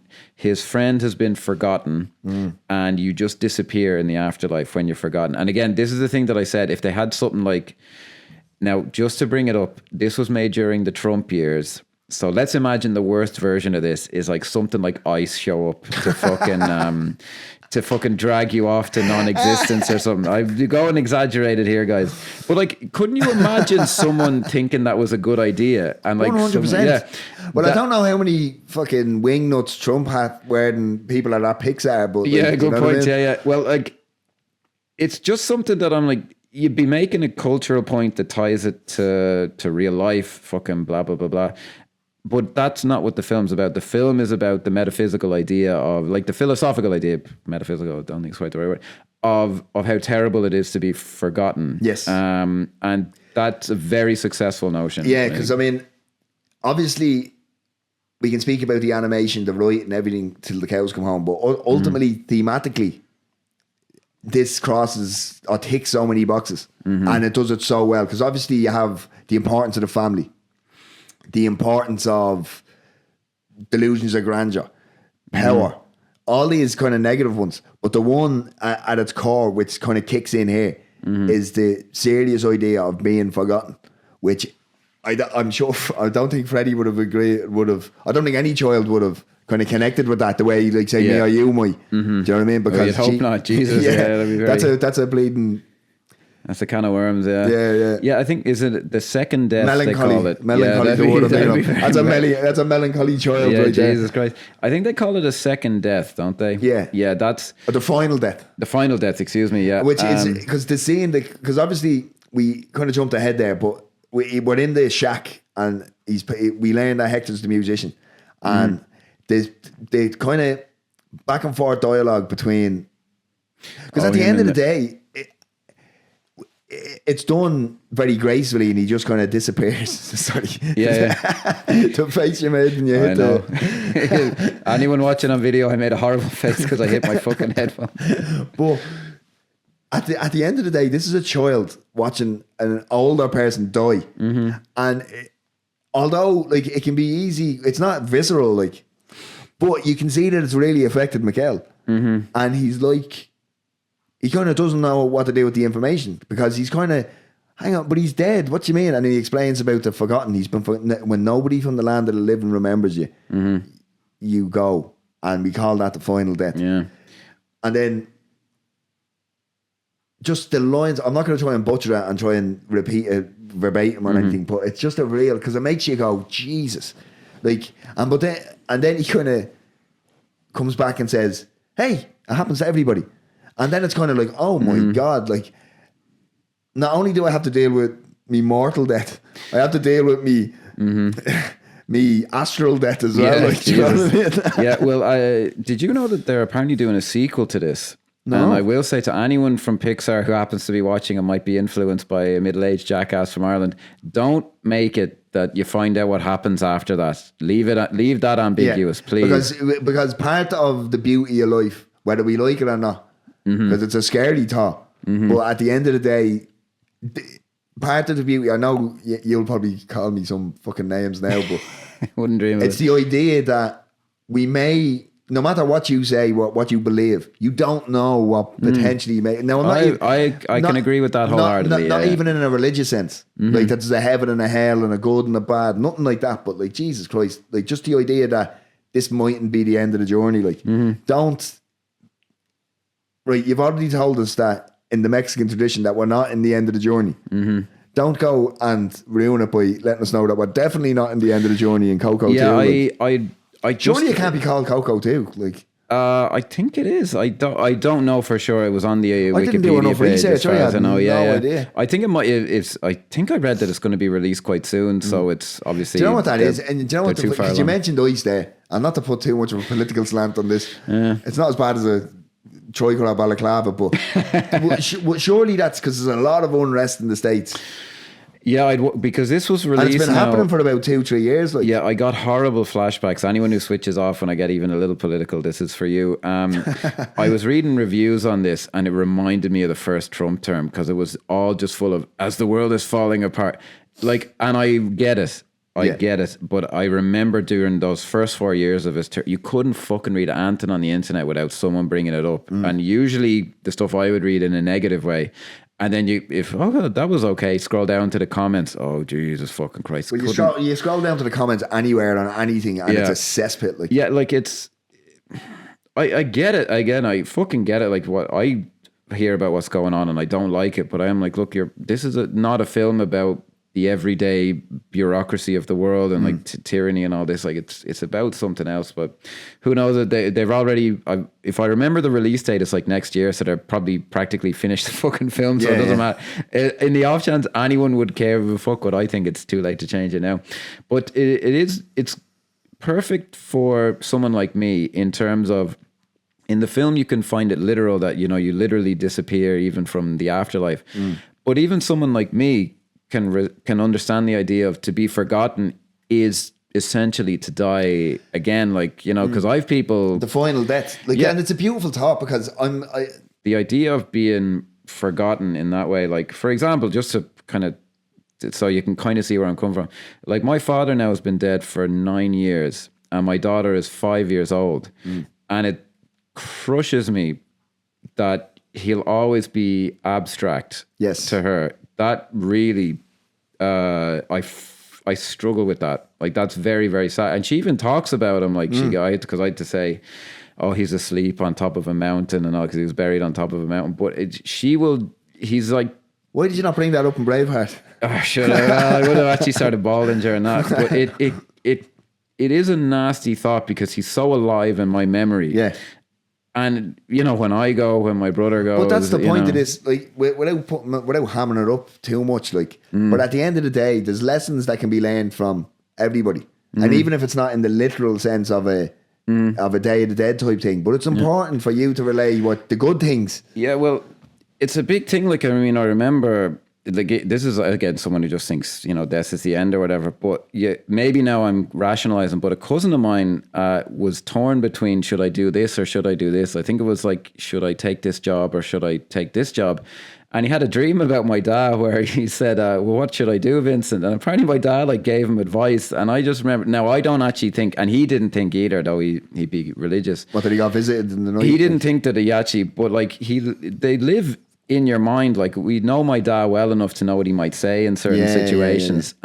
So like it can be real or it can be completely metaphorical, and that's kind of the genius of what they hit on with this. Like, the Mexican Day of the Dead is a great, unique cultural thing, but there's this aspect to it that makes it universal, like even for someone who has no belief in an afterlife, say.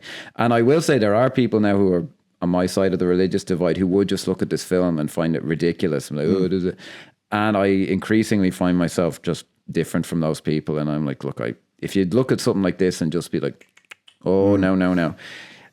You'll never win, quote unquote, because you don't understand what you're critiquing here. Like, I mean, I hate to sound, well, actually, Jordan Peterson seems to have completely gone over and is a true believer now. But my understanding of him before was, well, these stories are to be interpreted and understood as opposed to be taken literal. I think he's kind of backtracked on that. Mr. Peterson, Dr. Peterson, hit us up. We'll have you on the show. We can talk about your favourite film. Yeah, fuck it. That'd be it. Didn't he do like a 7-hour lecture on Pinocchio or something? I mean, a friend of mine told me about that once. Now, not to skip over this part of the film, if there's anything about it that you'd like to do, I would skip in the discussion, but feel free to backtrack on this, to where he meets Ernesto de la Cruz, where he breaks in to the party. The only thing I'd say, because obviously he gets the guitar, and in terms of like a kind of set piece number, because this is where he really, because throughout you see it throughout the film, seize your moment, and he gets to the opportunity to seize his moment, and he goes, oh, I've never performed before, like, do you know what I mean? Yeah. And it's a real I like moment. how Hector's like, what the fuck? What's your problem, you prick? You said you were a musician. Yeah. And I think the reason I think it's important to say is because with everything else that the film is dealing with, at the end of the day, this is a kid who's probably overarched himself from watching he's the videos. a bit of a fucking idiot, like, which I like, yeah. But he really has to come to terms very quickly that, okay, I have to do this. And it, without even knowing it at this stage, it shows the real paternal instinct of Hector, because he supports him throughout and he even performs with him. So that's the reason I want to point that out. No, it's a good shout, yeah, because it comes back later. So there's a bit of business. I mean, it's all good, don't get me wrong, I enjoy it, but they eventually end up going to this big party that Ernesto de la Cruz has. They both have to sneak in. Hector. And Hector sneaks, they don't go together because they have a bit of a falling out. And Miguel gets in himself, Hector shows up later. Now, my second critique of the film, and something that I wish they had done differently, is the portrayal of Ernesto de la Cruz. He does I think the term in wrestling is his heel turn is a little too quick, because they set him up. To the film's credit, he seems to genuinely be really thrilled to meet Miguel, and he's like showing him around, and he's like proud of him. I think that's very good, the way it's like they're doing all these different activities, like, and it's like, this is my grandson. And it's done, it's nice and it's funny, but it's relatable, like, and it seems very real. Like, he's obviously a guy who loves being in control of a room. Like, speaking of children watching the film, I don't think they would have picked up on this, and I'm not sure if you did either. But the fact that Ernesto has no clue that he has a great grandson, but he just goes, yeah, do you know what, I could. That did kind of I don't know if I noticed it as much as you, the amount of hearing he must have been doing back in the day, like, do you know what I mean? God almighty. But I thought that was because again, we talk about Pixar and the masterfulness of storytelling. I think that's a nod for certain-minded adults.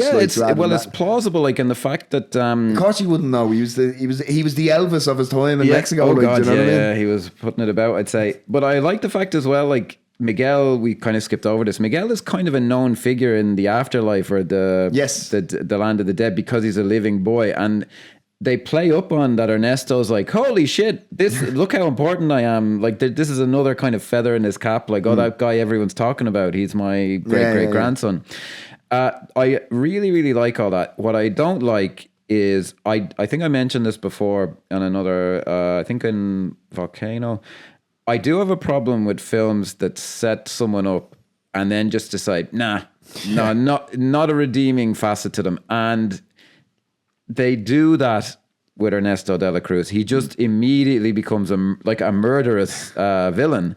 Now, I like a lot of the way they set it up, like the fact that, and I did like the touch of how he used the way that he murdered a man in real life as a plot point in one of the movies that he made. I was like, oh, that's now, see, the thing is, right, because I totally agree with you. It is kind of quick. The heel turn, like, do you know what I mean? Yeah. Like, it's kind of, that's what they call it in wrestling. Yeah. It's where the guy turns heel. Yeah, but that is very quick, and I do think it's too quick.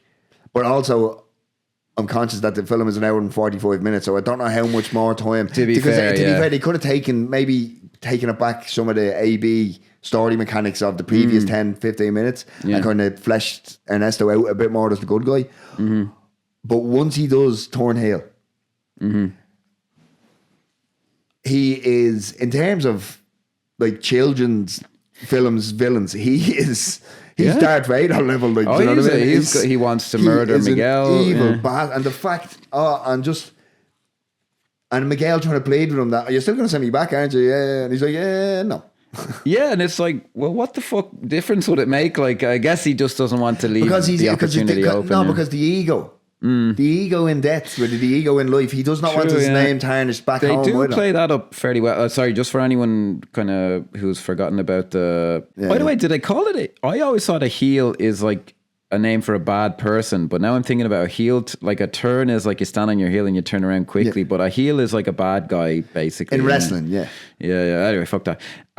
So yeah, he does turn into this just murderous fit, which again, I take your point, like the shoe leather of it being more gradual or being less immediate. Is it worth it? Not, because that's not what the film is about ultimately. And sorry, just for anyone who's maybe forgotten the finer details of the plot, it's revealed that Hector, who's been helping Miguel, is not only his great grandfather, but the person who wrote all of Ernesto de la Cruz's songs. And he was like his partner, and he was going to go home to his family, which is the reason they never forgave him. And Ernesto de la Cruz murdered him by poisoning, which made him, I think we mentioned it when Freddie's here, but he's kind of a joke in the underworld, the way that he died. The because chorizo, you choked on a chorizo, but I didn't choke on it, it was poisoned. Yeah, or he said food poisoning, I think, but he didn't realize that. He didn't put two and two together. And it's real, because it does happen quick, that scene of where Hector gets in, and it is, even though it happens quick, where we find out, okay, right, so Ernesto's not a good guy. Hector's actually a great grandfather. Even though all that stuff happens quick, I do always find myself when I'm watching it going, I was engrossed in it. Like, do you know what I mean? It's good. It's good melodrama. Do you know what? I hate to say it now because I'm not a Mexican novella aficionado, but it strikes me as very kind of, because a lot of that is very. Like, it's very clutch grabbing, and then like, no, I was with your brother, and then the brother appears out of nowhere. Yeah, and it is kind of that. Like, do you know what I mean? Yeah, and I don't know if that's even, if they were even conscious of that, but that's the kind of vibe I got. Like, do you know what I mean? No, it is. It's quite big stuff. Like, it's not subtle. Yeah. Let's say that he's actually like. It just was a slight touch too much for me, but it doesn't unbalance the film, because that's ultimately not what the film's about. So after that, now, having criticized the film a little bit for being a bit run-of-the-mill Pixar, I will say this next thing in terms of plot mechanics and like just giving people a good time, like the kind of the family getting together in a plot to get the picture back from Ernesto de la Cruz and they have to break in, that's legit. Just good, entertaining stuff. They have a mission. The family, it's. They all seem to have their own kind of. It's almost like they do this all the time. Do you know what I mean? Yeah, it does have a nice kind of the team getting together. Yeah, because you have the twins and they take off the arms and they're using them as nunchucks. Yeah, I was watching it with my young one. She was like, "Why did he take off his arms?" I was like, "Oh God!" Kids have a way of asking you fucking questions. I need to give you 10 minutes of backstory to explain this. It's just very fun. Yeah. It's tense. Within not like your classic scary kind of tense, but it is like there's stakes. We need to get this back. People could die. Something very, very bad had happened. It's entertaining. Characters come in at the right moment to save the day. Amusing things happen. The great what's her Imelda ends up on stage and having to sing. Yeah. Ernesto de la Cruz doesn't want to give the game away, so they end up singing together. It was very, very clever. Because I mean, if you think of like the kind of I can never pronounce that word. Megalomaniacal. Yeah. I couldn't pronounce a fucking single word of Spanish, but you can do that one. I speak English as a first language and I can't pronounce that word. Yeah, there were single fucking syllable words in Spanish and I couldn't fucking pronounce them. But if you look at that from the kind of, I'll use an egomaniac kind of standpoint, that's exactly what an egomaniac would do, because he's so engrossed in the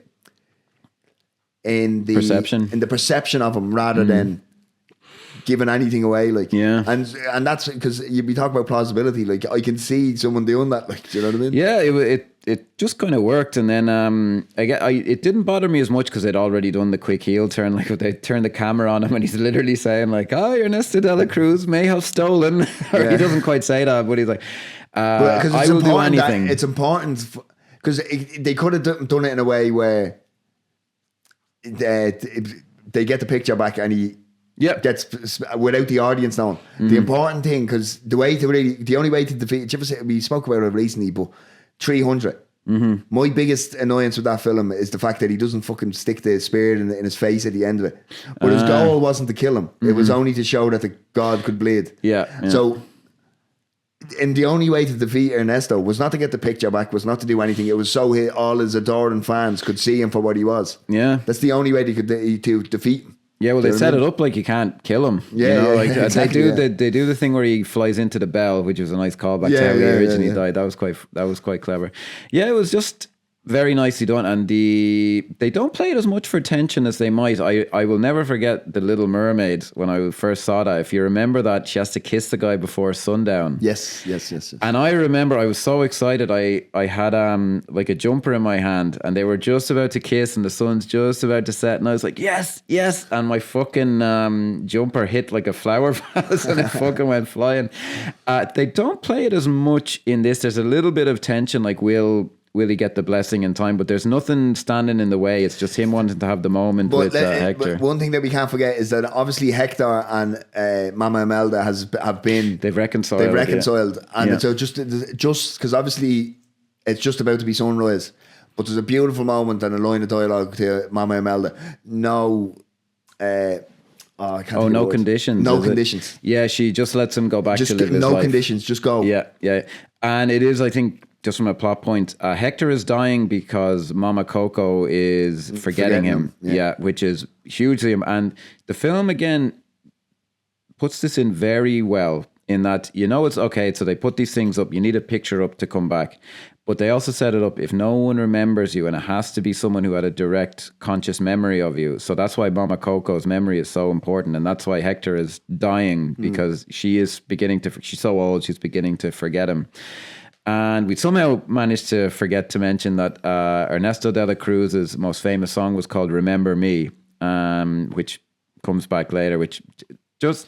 One thing I had to point out in terms of that song, what a beautiful song. It's nice, isn't it? Yeah. There's often been times I've been sat alone in a room, maybe after a night out, and I decided to get sad and put that song on and then retire to bed. What's great about it, tears in my eyes. Yeah, they introduce it with the Ernesto de la Cruz version, which is a big production number. Yeah. And then the next time we see it is Hector doing it in a flashback, and they have Mama Coco as like the cutest little girl you've ever seen in your life, who's looking at him all doughy-eyed and just beautifully done. And then it makes you go, how can you leave that? Like, do you know what I mean? I know, yeah. Unbelievable. Like, I was again trying to explain to my young one, like, why is he doing that? Why is he doing this? And I'm like, well fathers... just give me 15 minutes. Fathers have a connection to their, Yeah. So he goes back, and they do have a bit of...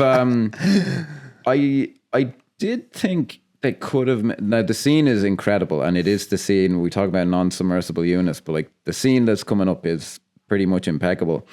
I did find myself occasionally going like, just logically, I'm like, Is this when Miguel gets back? They're giving him a bit of leeway here that. Like, they don't know where he's been. They just think he's been out fucking around, and he's acting like, let's just say he's a 9-year-old boy. Mm-hmm. Because his age is not made clear. No. But he's a 9-year-old boy, and he's been out in the middle of Mexico City for at least 12 hours. Yeah, God knows where he was. I mean, look, you need to kind of get through that. And the idea is he's so emotional about it that the family have some instinct that something has happened. Yeah. And it takes, because I wouldn't say it's a moment of defiance from like Miguel's parents against Abuelita, but you can tell that she's still staunch, but they're kind of like, hang on, let him talk. Yeah, for once his parents kind of stand up for him. Yeah, and it is now this and it's a beautiful rendition.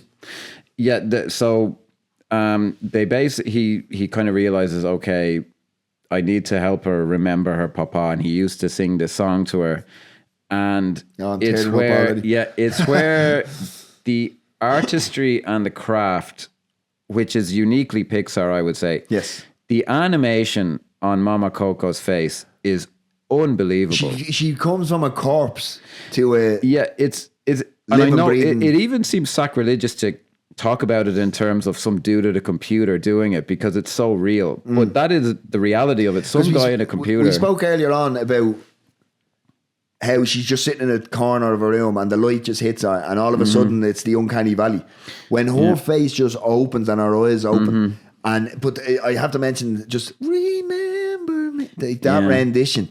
It's beautiful. It's fucking heart pounding stuff. Like, it's great stuff. Well, I remember actually it was funny because Freddie had like the inverse reaction to us. He's like, it's a bit sad when she doesn't remember him, but then it's fine when she remembers him. And you and I would be like, oh yeah, I totally get over it at that point. 100%. But like, it's hard to. I remember, like, it'd be tough to explain even to Freddie. Like, well, sometimes you cry even when you're happy. When you're happy, or like when, because he is at that age where he doesn't understand that. Like, yeah, I remember I was watching a TV show and there was a wedding on it, and they had some woman in the audience crying, and I was like, why are they crying? Sure, that's a wedding. That's happy. I just had no concept of it. Like, but that's the thing. And see, I think because he was like, oh, that's terribly sad, and then she remembered and he went, hey, I feel like he watched that and was able to actually follow the rest of it then, while me and you are fucking that's what's interesting is I listened to him and I'm like, he is absolutely 100% correct, and yet at the same time I couldn't have that reaction. Well, it's again, and some of it is like, you and I are older, obviously. Now we're not so old, but at this age, you're younger than me for fucking. At this age, and again, I think of my dad or whatever, but like, I'm at an age where I look at my life now and I go, this is what my daughter will remember in 20 years, and this will be the past, and I'm living it, and it puts me in my dad's shoes, and and so having the two images of Mama Coco as the old woman and the young girl, and them being one in that moment, it's just incredible. It's such an artistic achievement. I don't know who the voice actress who plays Mama Coco is, but a sterling job, just as she's explaining. I saw the name, and I don't think it's a kind of a known figure. Like it's beautifully done. Like, it's someone who doesn't have a picture on IMDb, so it's probably like kind of a one-off person. Isn't that crazy? Like, beautiful. You can have someone have probably one of the most important. I wouldn't go as far as to call it a monologue now, but like one of the most important speeches in the film. Yeah, and it's done by an unknown actress. It's some we're open to correction on that, but she could be used. The person does not have as far as I remember, does not have a photo on IMDb, which kind of says a bit. She obviously explains like, oh yeah, and then my papa went away and all this, and it's really heart wrenching stuff. Yeah, well, again, if I were Freddie's age or even a bit older, it'd be I don't know how well you connect to that moment, because you'd be like, well, that's just an old person, but like. I've lived long enough now that I remember a time in the past that's kind of unrecognizable to now. And like, that's one of the things that kills me about my young one, is she can never understand what it was like for me as a kid with my father, because she's no connection to it'd be like, I can't imagine the 70s because I wasn't fucking alive. I can imagine it, but I can't really feel it.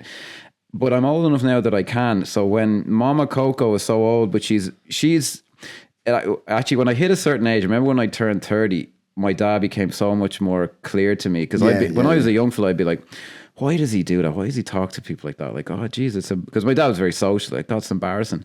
And then I hit 30 and I'm like, yeah, the reason he did it is because he doesn't think of himself as my outlet. He thinks of himself as, I'm Vincent fucking Walsh. I'll talk. He wasn't arrogant like that. But he's not an outlet. Like, because at the he's end of the himself, day, because when you're younger and like, to use what you said there, like, that's just you having, if your child, for instance, was to see you hanging around with your male friends, she'd probably go, what is that dweeb doing? Like, yeah, exactly. Do you know what I mean? And but the same with my young fella. Like, it God forbid I have a laugh and a joke with the lads. Like, do you know what I mean? It's like, why are you so cringe? I know. Stop embarrassing me. Like, it's just one of those things, like, geez, the perspective you get with age. It's unbelievable. But I don't know that anyone of a certain age can actually carry the two parts of Mama Coco like as much as you can when you hit a certain age. I just find that hard to, because I'm of an age now that I can relate to my daughter thinking I'm fucking ancient. She said to me the other day, were you born when the first people arrived? That's how fucking old she thinks I am. But I remember being a kid, so I can make sense more of Mama Coco than I think like a child can. I think they can still find it. You know, just Freddie's reaction was very, very interesting. I thought, Because at the end of the day, you're dead right. He is right, but he doesn't have the, I suppose, the emotional baggage that we carry. Yeah, like he gets it in a certain way, but like, but that's what's so great about these films. He'll watch this in 20 years' time, and he'll go, "Oh, it changes as you change." Yeah. Now I get it. Yeah, but just everyone involved in that scene, and hats off to you. Yeah. Right from that moment on, from here, it's just an emotional roller coaster ride for me, because obviously Miguel is given his like, this is what happened and everything, and now it's 1 year later, and they're putting Mama Coco up onto the ofrenda. Yeah, I have to give them credit for. I know it sounds like a minor thing, but the way they did the photograph of her is just like perfect, because the other ones are these old kind of faded photographs, and hers looks like something someone took with a digital camera. Yeah, but it just like, it looks perfectly at the time. And it's a big smiley face on it and everything. Yeah, it was just perfect. Like, yeah. And then so obviously that's when I start. That's when the ball in the throat subsided and I was blubbering, and then obviously the scene with Hector being able to cross, and I have to be honest, more in a kind of bro-y way. I was like, yeah, man. Yeah, like, you know what I mean? As much as I criticized it earlier, I found when I watched it this time, because I was watching it to see if my critique held up, like, I've no problem with the resolution of it, that he gets to cross like that. I feel the same thing, like it's a happy moment. But for me, the real payoff is, and again, it's the moment where Freddie's like, oh, well, sure, everything's grand, where he meets Mama Coco and they can all cross together. But that's the thing. I was like I said there, in a real bro-y way, it was like, he gets to go. But they had to insert her in, didn't they? Where I was like, and I love the fact that, because obviously, I don't know if this is canonically correct or not, but you obviously are as you went. If you know what I mean. Yeah, I was quite jarring. It's quite jarring, because Hector is clearly like a spry young man, and then you have Mama Coco there. Like, but I did like how throughout the film it never seemed kind of weird or awkward that he still thought of her as his daughter. When he brought it up. Like, but yeah, that's the kind of thing. But he even embraces her like she was his. I know, and it's great stuff. Yeah. Oh man. Yeah. And now you have to say, now maybe I was watching it through tears the first time. I hadn't noticed. It is a classic, like, kind of Hollywood craft and the Pixar thing of, it's essentially kind of one shot, I think, that ends the film of Miguel playing the song, and it's a very kind of upbeat, happy song. But it is essentially a visual encapsulation of what the whole thing is about, because they're all there in the house, and the entire family is there, connected through this tradition, this ritual. Because they're all there, and they don't even make. I was very glad they didn't do a stupid thing of, like, you know, the fucking Miguel kind of looks and he for some reason can see Hector. They don't do it, but they're there. Yeah, and that to me is, again, as someone who isn't like, it's not that would have been horrible or anything if he had been like the Star Wars thing of like, hey, Obi-Wan, like, but that to me actually visually just sums up what's moving about the film and what's moving about the tradition. Is, we're all we're all together. These people are not forgotten. Because again, maybe I'm coping, as the kids today say, but like your family exists because of your ancestors. So they're there in some way, shape or form. You know, whatever happens after you close your eyes for the last time, there's some truth to it that we understand as human beings. I just think that's beautiful. I think it's the bee's knees. I think it's great. So I believe we've come to that time, Seamus. Yes, I do want to. I'll be killed otherwise, because I did on my very well populated Instagram ask for opinions about Mexicanos about the film. One guy said, "Be careful." I hope we were sufficiently respectful to Mexicans throughout the whole thing. My dear friend Alfonso, who I hope is listening, said, "It came out to cinemas a year after my grandpa passed away. I cried like a baby opossum for a long time." And opossum is an animal. Opossum, yeah. That it's Mexicans are very familiar with it. And Franz, so the chupacabra. Yeah, no. I thought it was just he's saying possum weird, but no, it's a completely different. Yeah, I'm only joking with it. He has like a nickname that I can never pronounce, like Tualache or something like that. That's a possum in Spanish. Now, this is from a guy called Franz, who, though his name may not betray it, actually is Mexican. Coco is more than just an animated film. It is a tender meditation on memory, family, and the fragile threads that bind generations together. For me, it became deeply personal, arriving at a time when the loss of loved ones still felt close. Through Miguel's journey to the land of the dead, the film reminded me that true legacy is not measured in fame or achievements, but in the love we leave imprinted on those who remember us. That is very beautiful. nicely put, Franz. Yeah, he's a film guy as well. That's very beautiful, Franz. Yeah. Thank you for that. Franz, if I remember, went to the Coliseum and videoed himself Espanol. I did it with the actual Spanish accent. Sorry, Mexicanos, saying the gladiator speech, and it was on his fucking Instagram. And I was like, "This is genius, fantastic." He's like, "Oh, yo sono." No, that's fucking Italian. He was saying in fucking Spanish, the gladiator speech. We heard enough Spanish out of Seamus now for a lifetime. Yeah. So, in terms of non-submersible units, I always steal them from you, but like it has to be. I don't think anyone will forget the "Remember Me" scene at the end. Like that's what the movie's about. Like that's something else. You know. See, you always catch me on my toes, so I always have to go. I know you always ask me first. I think once I let you go first, and I regret it. But I have to say, because you know me, like I'm more into like themes and things like that rather than set pieces or big things like that. Well, I wouldn't say I'm more into it, but they tend to be the things that I take away. One thing that you've learned very, very early on in the film, and I think it creates this sense that drives the rest of the film, and that is the connection between Mama Coco and Miguel. And I think if not for that standing out and being so well crafted and just beautifully done, I think it makes it more difficult for the connections that you must believe further on. Because at the end of the day, at the core tenet of this film is about family. And we can get all the afterlife stuff and all the other stuff that goes with it is secondary, really. Yeah. At the end of the day, it's about family. It's about dysfunction in families. It's about the good side, the bad side. And I think none of it works without the connection between Miguel and Mama Coco. Yeah, very well said. Like, I mean, the scene that I said is a set piece, but it's standing on the shoulders of all the hard work that they did throughout the rest of the film. Like, our hats off to them, you know. And just in regards to yours, the rendition of the "Remember Me," because we hear that and it's Benjamin Bratt and it's "Remember Me." Yeah. Do you know what I mean?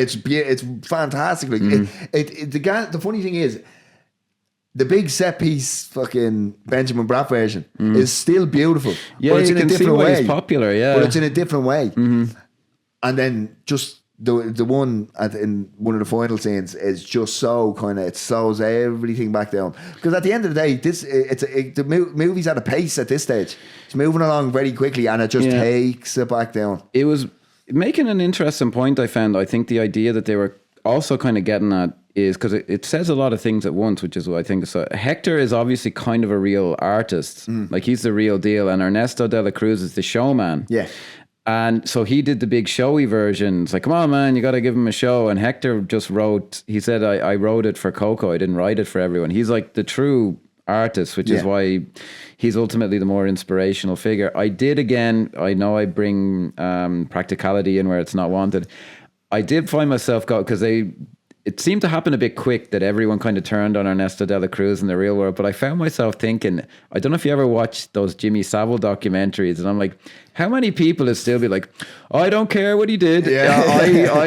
Well, look at Michael Jackson. The The amount of joy that man brought to my life, I'll never turn my back on him. But Jim didn't fix me. Yeah. But for the story that they're telling, absolutely. But it's an interesting thing to think about, like in terms of the real world, like would people actually give much of a shit about, or would it be, because how many, I don't know if you notice as much as me, the amount of times you hear about things of like people who are kind of like removed from history, like one of the guys who co-created Batman, for example, got completely fucked over. Would it just be one of those things? It's like a footnote in but you have these people like the fifth member of U2 and all this. They just, nobody knows who they are. Like. It's for what it's worth, folks. They should absolutely not have dealt with that in the film, as quite rightly they did not. But it makes for a much more entertaining watch. That's the kind of thing that I find increasingly they're kind of hanging movies on now. Like, what would happen if, like I actually kind of like Prometheus, but it was like, what was that guy in the seat? I'm like, who gives a fuck? Or that's why I really hated the Star Wars sequels, because it just seemed to me to be like. And I get it. Kids in a playground going, oh, imagine you were so powerful you could stop like a laser blast in midair. And it was like, vroom, vroom, vroom. And I'm like, that is great playground talk or pub banter. Don't fucking hang a film on it. Like, get me the fuck out of here. So ultimately, with those two little caveats, I said, I think, it's time for the rating out of 5. I think I would have to, after everything I've said, I'm always trying to be surprising. I would give it a 4.5 with certain scenes being 6.5, but I think overall like I just fade out a little bit when it gets a bit plot heavy in the middle. I'd go a slight bit. I can't give a 5 because of certain plot mechanics, heavy bits in the middle, and not heavy in an emotional sense, just kind of okay, we have to go here, then here, then here. That gets a bit. That kind of, it doesn't take you out of the film, but it gets a bit like, all right, come on. Do you know what I mean? It's not quite checking watch time, but it's adjacent. It's kind of a victim of its own success, like how good some of it is. Yeah. So I would go 4.8. Oh, nice. Just as close to 5 as possible, but there is just that. Yeah, I'd give The Incredibles a 5 without hesitation. Luckily for us, we're not doing The Incredibles. Yeah, right thank now. God. No. See, the thing is that's the issue with Pixar films, because at the end of it, they're all going to be 4.5 up. I know. Can you imagine fucking making something this good and someone be like, well, compared to something else they did, like Jesus fucking Christ. No, but I mean, as I said, look, I mean, I don't know a hell of a lot of the kind of canonically correct. Yeah, I don't think it makes any major blunders. From what I know, and from my limited access to the Mexican community, I've never heard them say that it's a bad thing. No, I do think now. I discussed it with a student in the school recently, and she did say, and this is apparently kind of true. Originally, I think this was going to be called The Day of the Dead, and apparently Disney tried to trademark that name, which caused a huge fucking uproar, as you can imagine. I suppose you can imagine, like, I know they're mustache twirling villains, Disney, but I don't think they're so stupid that they actually, I think they might have tried to use it in a limited way, but they were trying to commercialize it, which is not good. But the two Mexicans I spoke to at length about this did bring up Book of Life, like independent of each other, and say that's a little more accurate. I think the fact that this film deals with, I know it sounds kind of contradictory, and this, please, if you sound off in the comments, guys, it's good because you get to express yourself and it helps the algorithm. Yes. I think in a way the fact that this film is about death actually makes it a little less appropriate for how the Mexicans deal with the afterlife. I think they kind of see it as more a joyous kind of a place, or I could be misreading the room there, but it just seems to me like there was a slight cultural mismatch. But again, that's something that our Mexican friends can sound off about in the comments. So, thanks very much for listening. I hope you enjoyed two grown men talk about Disney. Yeah, two non-Mexican men talk about a Mexican movie film. That'll happen a lot. over the next few months, few years. And mis amigos, vaya con Dios. Adios, mi gente. Muy bueno. See you next week. Thanks very much.